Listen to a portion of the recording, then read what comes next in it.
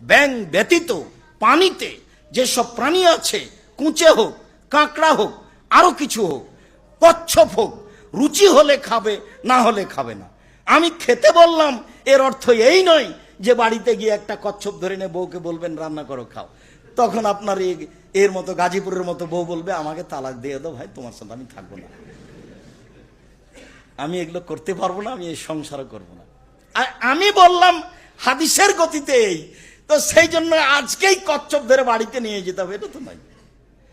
মনে রাখা ভালো হবে যে এটাই ঠিক, যারা পানির প্রাণীকে যারা যেটা মনে করবে তারা সেটা খাবে, এ কথাই ঠিক। আপনি তো ভেংচি খান না, কোনো দিকে খাই। আপনি তো চিংড়ি মাছ খাচ্ছেন, কোনো দিকে বলছে এটা পোকা।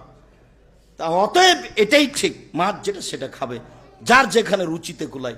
ব্যাং টোটালে নিষেধ, এ ব্যতীত যার যা রুচি হয়, সেটা কুমির হোক, আরো কিছু হোক, সেটা উভয় প্রাণী হোক, সেটা পানির প্রাণী হোক, সেটা স্থানের প্রাণী হোক, পানিতে থাকে তো, স্থলের প্রাণী হোক, পানিতে থাকে তো।